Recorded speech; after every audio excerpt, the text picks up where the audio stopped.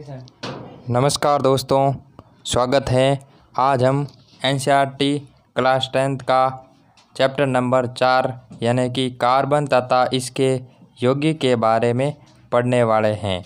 इसके पहले वीडियो में हमने जो अध्याय 4 का पार्ट 1 है वो कंप्लीट कर दिया है और अब हम पार्ट 2 के बारे में पढ़ने वाले हैं।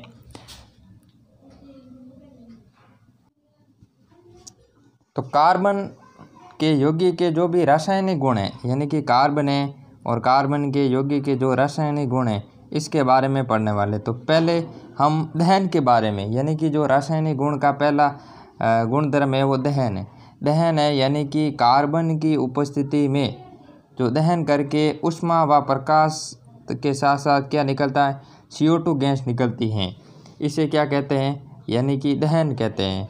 यानी जो कार्बन है वो ऑक्सीजन की उपस्थिति में अभिक्रिया करेगा और ऊष्मा और कार्बन डाइऑक्साइड गैस निकलती है।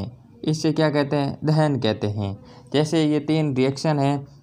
जो पहली है वो कार्बन की ऑक्सीजन के साथ रिएक्शन है तो CO2 बनेगा, फिर ऊष्मा और प्रकाश निकलेगी। अब सेकंड रिएक्शन है जो CH4 की मीथेन की अभिक्रिया। क्या है, मीथेन की अभिक्रिया O2 के साथ करवाएंगे तो CO2 निकलेगी और प्रकाश और ऊष्मा का भी बाहर निकलेगी। तो पहला गुण दहन के बारे में पढ़ लिया है। अब हमारा जो आगे वाला गुण है, गुणधर्म है क्या, ऑक्सीकरण। क्या है, ऑक्सीकरण। तो कार्बन यौगिक का ऑक्सीकरण करने पर एल्कोहल कार्बोक्सिलिक अम्ल में बदला जाता है। यानी कि जो एल्कोहल है वो किस में बदला जाता है, कार्बोक्सिलिक अम्ल में। यानी कि ये किसकी उपस्थिति में अभिक्रिया होती है, ये KMnO4 तथा ऊष्मा की उपस्थिति में रिएक्शन होती हैं। इस कारण ये जो एल्कोहल है वो कार्बोक्सिलिक अम्ल में बदल जाता है। अब नेक्स्ट 8 400 400 400 जी हाँ, याद कर लीजिए व्हाट्सएप नंबर, क्योंकि अब चाहे आपका मैथ का सवाल हो या फिजिक्स केमिस्ट्री बायोलॉजी का, आपके हर डाउट्स हर क्वेश्चन का मिलेगा तुरंत वीडियो सॉल्यूशन, वो भी आपका सीधा व्हाट्सएप पर। बस अपने फ़ोन में डाउटनेट का 8 400 400 400 का व्हाट्सएप नंबर सेव कर लीजिए और चैट ओपन कीजिए और आपका जो भी डाउट हो उस क्वेश्चन का फोटो क्लिक करना है, उसे क्रॉप करना है और 5 सेकंड में आपको उसका वीडियो सॉल्यूशन मिल जाएगा। क्लास 6 से क्लास 12 तक IIT JEE NEET CBSE board और अन्य सभी स्टेट बोर्ड के बच्चों के लिए। तो देर किस बात की, अभी जाइए और 8 400 400 पर अपना सवाल व्हाट्सएप कीजिए और अपने सभी डाउट्स को आउट कीजिए। लिंक डिस्क्रिप्शन में दिया गया है। नेक्स्ट हम बात करते हैं जो अगला गुणधर्म है वो कौन सा है, संकलन। यानी कि संकलन क्या होता है, तो पैलेडिनम तथा निकेल उत्प्रेरक होता है। पैलेडिनम तथा निकेल क्या होता है, उत्प्रेरक की उपस्थिति में जो असंतृप्त हाइड्रोकार्बन है वो किस में बदल जाते हैं, संतृप्त हाइड्रोकार्बन में। यानी कि जो एल्केन में बदल जाता है, एल्कीन और एल्काइन है वो किस में बदलेंगे, संतृप्त यानी एल्केन में बदले जाएंगे। अब देखो ये एल्कीन है वो एल्केन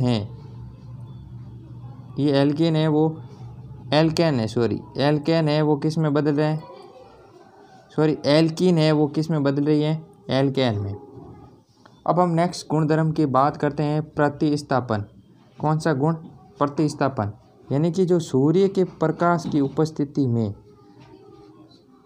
क्लोरीन का हाइड्रोकार्बन में क्या होता है, समावेश होता है और क्लोरीन एक करके हाइड्रोजन के परमाणु से प्रतिस्थापन कर लेते हैं और एक दूसरे पर प्रतिस्थापित हो जाते हैं और ये अभिक्रिया कौन सी कहलाती है, प्रतिस्थापन अभिक्रिया। यानी कि मीथेन की अभिक्रिया क्लोरीन के साथ करेंगे, किसके उपस्थिति में, सूर्य के प्रकाश की उपस्थिति में।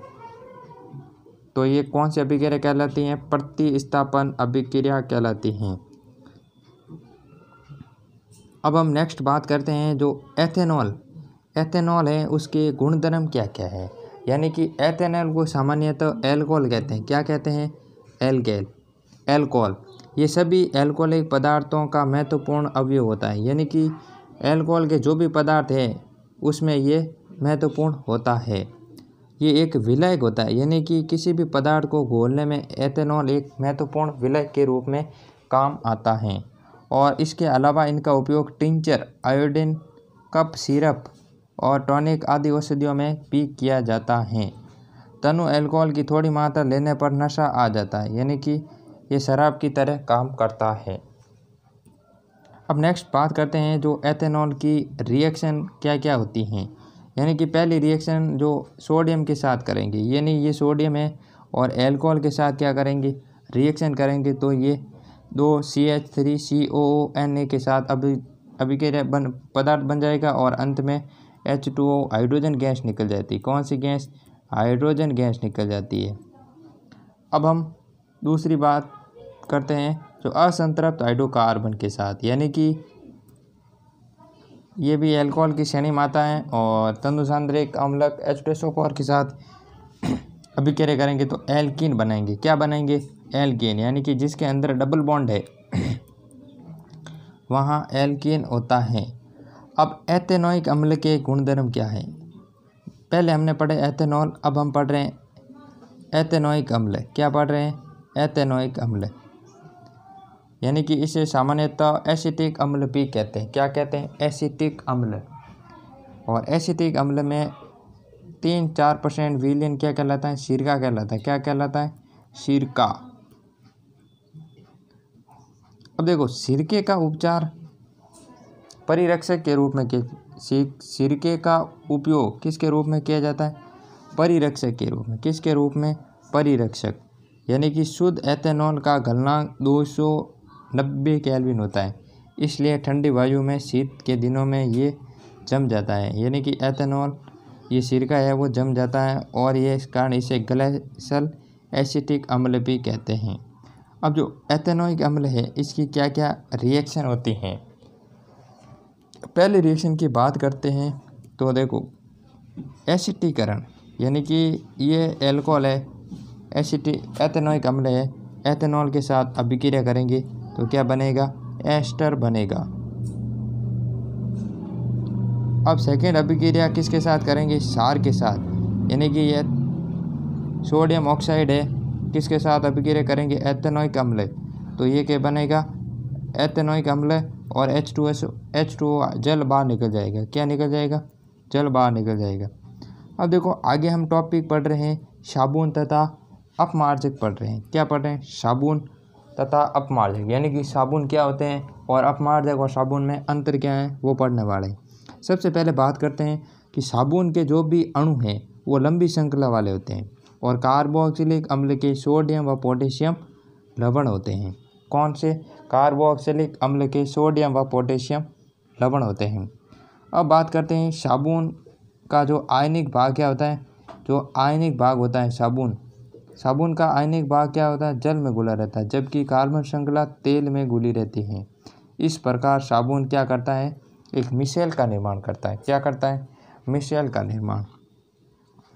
इसी पर बात करते हैं कि जो मिशेल की संरचना में क्या क्या होता है, एक सिरा तेल कण की और दूसरा सिरा क्या होता है, आयनिक सिरा होता है। कौन सा होता है, आयनिक होता है, बाहर की ओर होता है, अतः पानी में क्या बनाता है, इमल्सन बनाता है। इस प्रकार साबुन मिशेल को पानी में घुलाने पर क्या करता है, मदद करता है और कपड़े सफाई में कार्य करता है। यानी कि जो मिशेल निर्माण होती है, मिशेल क्या करती है, कपड़े के सफाई का कार्य करती है। क्या करता है, सफाई का कार्य करती है।